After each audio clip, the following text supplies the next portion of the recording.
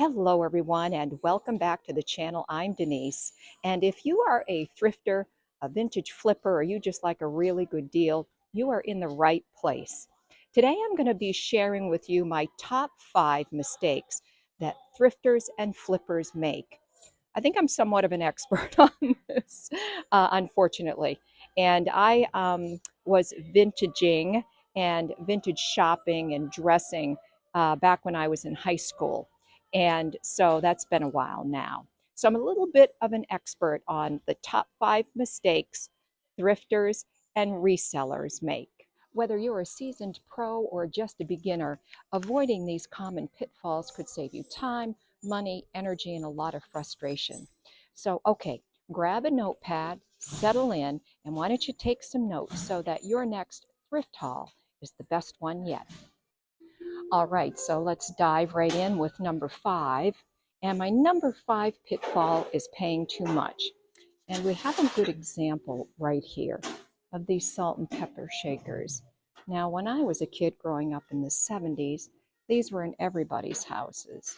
And right now, these are priced at $6.99. Resale value, I don't know, maybe is $12.99, $18.99. And here is also a brown glazed teapot. And this one is $4.99. Nothing special about that teapot. It's not especially old. And there's actually a lot of the brownware here today. So, yeah. And this Hull USA oven proof is, what are they asking for this? $9.99, I think. So, $9.99. So this is an example of just some things are overpriced in terms of resale value. And also, you will be able to get these a lot less expensively. So resist the urge to overpay.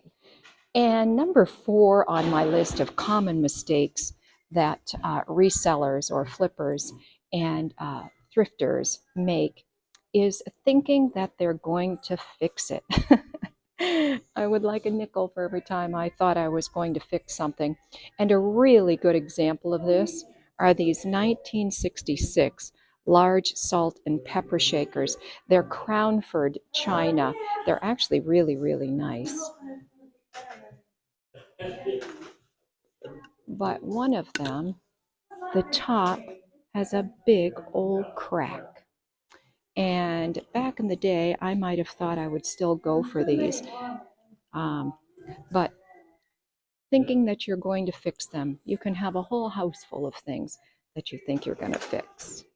And number 3 on my list of mistakes that thrifters and resellers make is relying too much on phone apps like Google Lens for your information. So it's very easy to use Google Lens. You just open up Google, and I'll show you right here. And right here on the side, you can take a little picture of anything, and it will call up all the listings and all kinds of information. So let's just say, for the sake of argument, there's a dresser right here, and it will give me the information I want on that dresser. And let's see what it says the resale value is.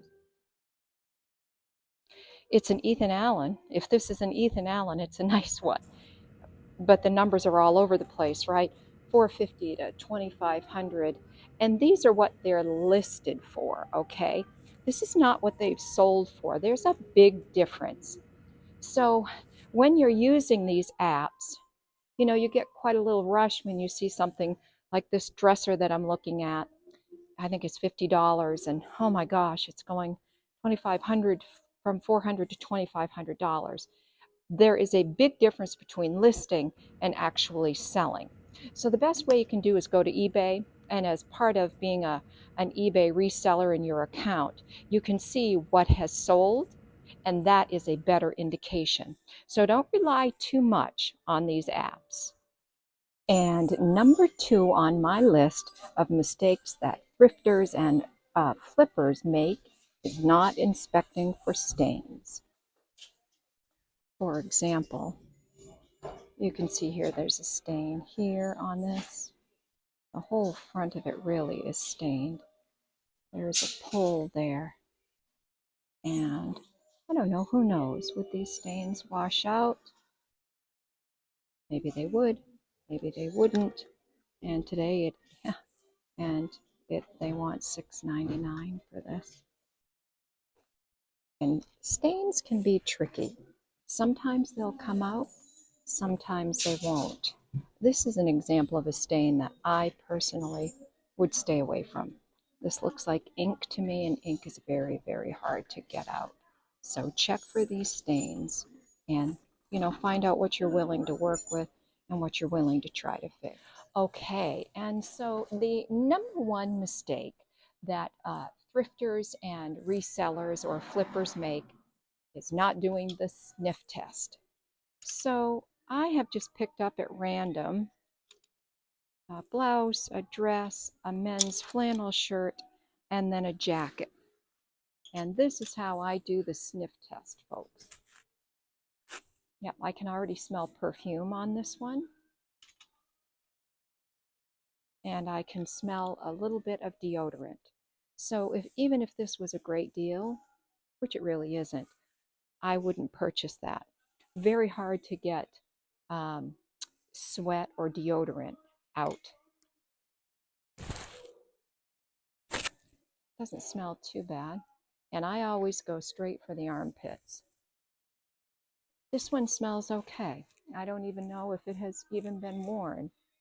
And look at this, $6.99. Okay, and now we have a nice men's flannel shirt. This actually smells new. So if this was something that I was interested in buying, I wouldn't let the sniff test stop me, and it's $4.99. Now this is where it gets tricky, because those items that I just talked about, you can put in the laundry, you can wash them. And I've had pretty good luck washing out musty smells, even cigarette smoke. Where it starts to get difficult is things that you need to dry clean. So, well, for one thing, this has a spot on it, but yeah, this smells musty. I don't think it's been worn a lot, but it has a musty smell.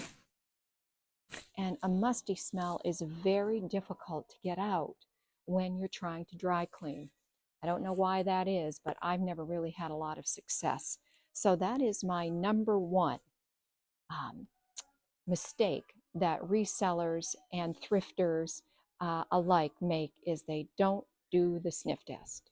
So those are my top 5 mistakes thrifters and flippers make. Happy hunting, everyone.